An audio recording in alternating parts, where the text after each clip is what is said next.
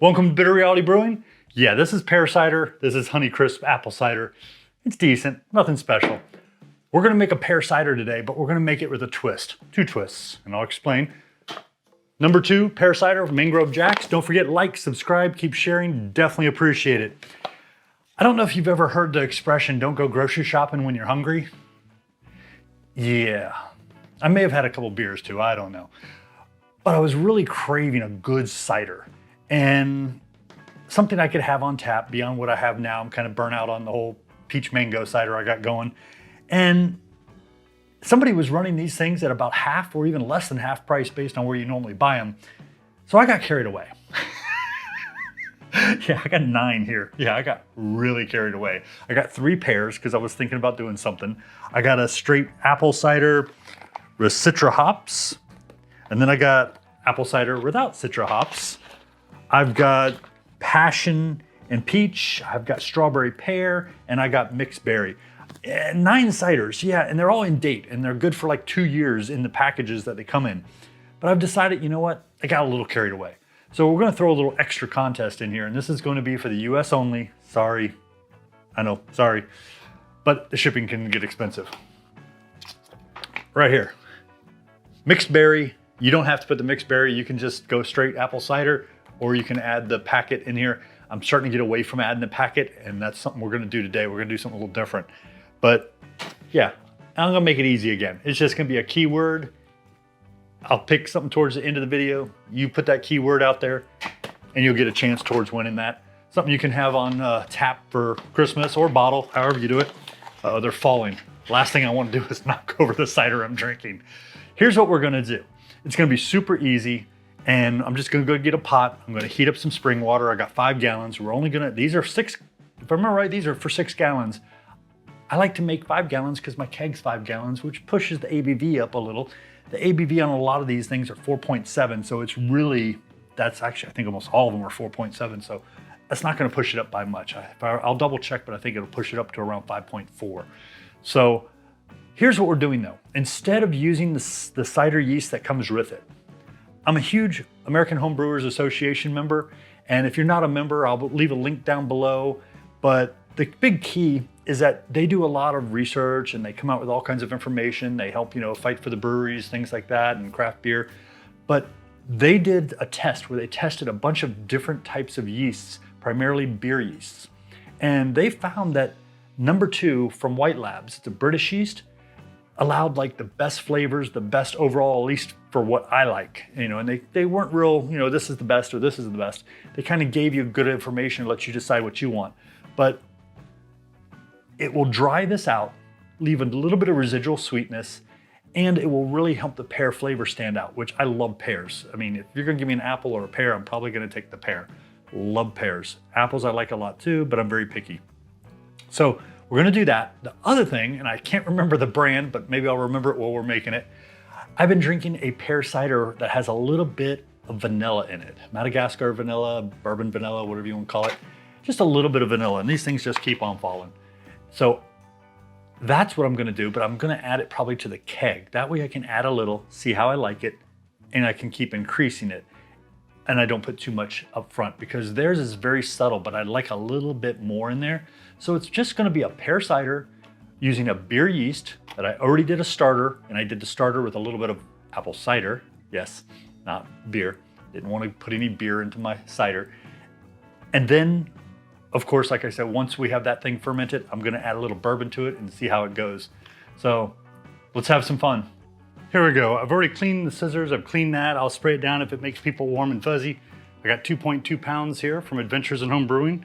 It says Austin Home Brewing or whatever, but it's their sister company, brother company, whatever you want to call it. I dried the scissors off because I did not want them to be wet. Don't pour the corn sugar into the hot water. The steam will make it stick. Pour it into the dry pot and dump it all out. Okay, so we have 2.2 pounds of corn sugar there. Nice and simple. I meant to bring the Pyrex, but we'll see if we can survive without it. Okay, the water was boiling. I had to put a piece of tile down here so I didn't damage this lovely wood. cheap press wood table, you know what I mean? Okay. You don't really have to stir the corn sugar up because you got to get the cider or pear or apple or whatever you're putting in here. So you're going to be doing a lot of stirring. So don't worry too much. Okay, there we go.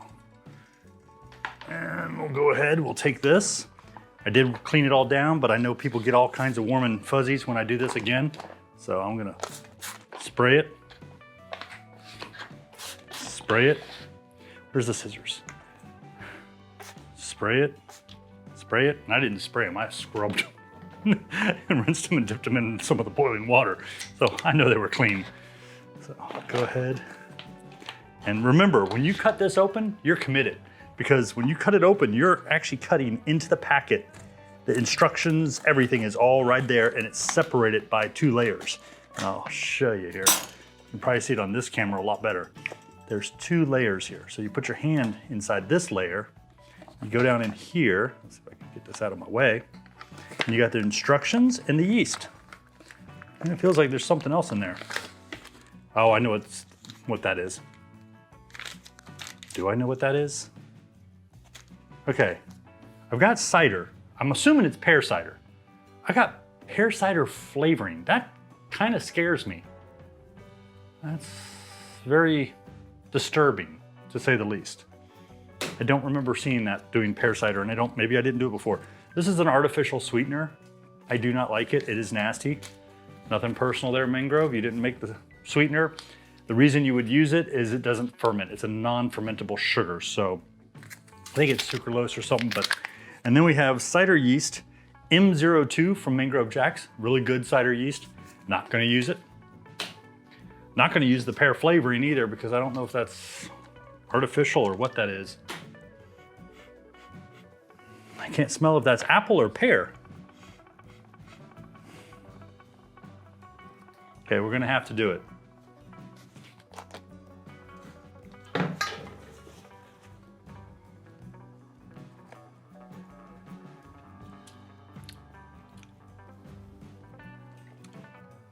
So sweet, I can't tell. Let me read the ingredients. Concentrated pear juice. So we're not gonna add pear flavoring. We already have pear flavoring, we have pear juice. So I'm gonna take this, I'm gonna go ahead and I'm just gonna simply dump it in here. Ooh, nice and red. I don't know what kind of pears they're using, but this, again, it might be like beer, you know, it's a little dark at first and it ferments. Sometimes it's not quite as dark. I'm kind of afraid of putting that hot water in there, so we're gonna go ahead and use some cold water to rinse this out with. Actually, I got a better idea.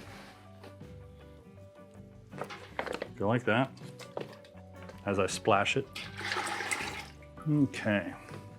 We're gonna take the cold water, we're gonna add it to the hot water, and make it warm water. That way it won't be so hot. I always say where there's a will, there's a way. And let's see if I can do this without knocking it over.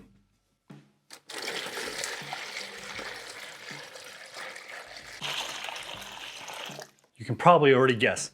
I'm still wondering why I needed pear flavoring if it's pear juice. It's just a little disturbing to me. It's like saying, hey, here's some apple cider. Would you like that to be apple flavored? Yeah. So confused right now.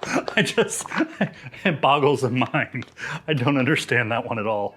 Just so confusing. Okay, and actually, since we're gonna have to stir this up, I'm just gonna go ahead and add the rest of this warm water now as I splash again, which is the last thing I need to do since I've got sticky sugar.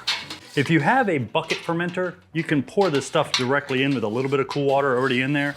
That way you don't have to worry about it melting your bucket fermenter, but bucket fermenters are rated for a slightly higher heat tolerance than the fermenter I'm using, which is the big mouth bubbler, not the same. I'm hoping I have the nozzle closed. I can't remember, but we'll see. I'll either make a giant mess or it'll be all good. It's pretty.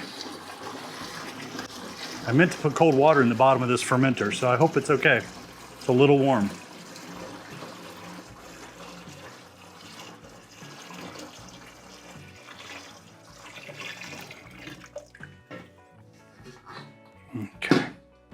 It's not too bad. Saw some steam. Had me a little worried. There we go. Rinse all that yummy stuff out.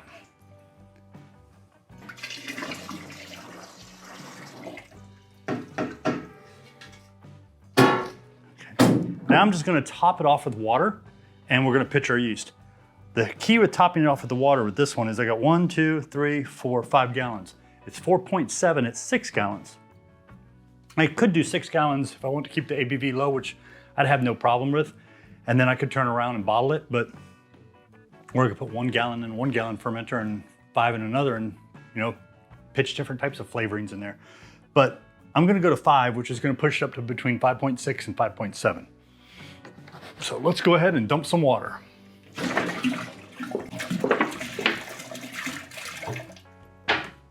And this is just spring water. I'm not using anything special. There's no brewing salts. There's no distilled water because I need some mineral. So that's all this is.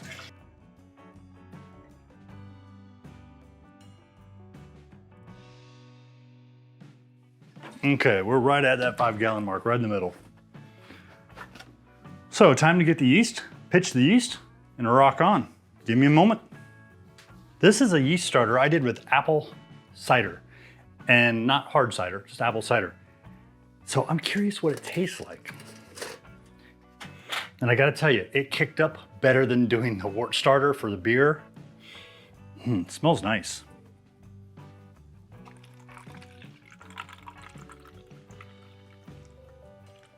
Here we go. I don't want to use all of it, but I don't need apple. I got pear. And this is uncarbonated.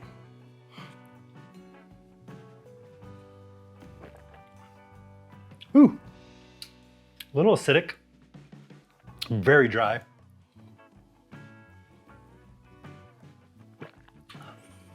Overly acidic, but tastes good. It's almost like drinking an apple kombucha.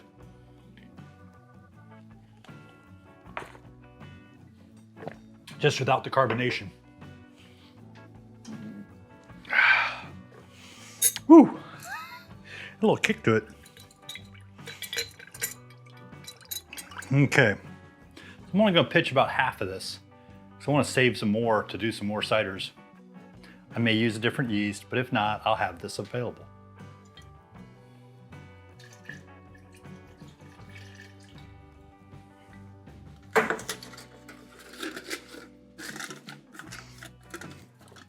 I have learned one thing too, when you're doing your yeast starters and stuff, seal that as nice and tight as possible when you decide to put it in the fridge. That way you don't have to worry about things contaminating it.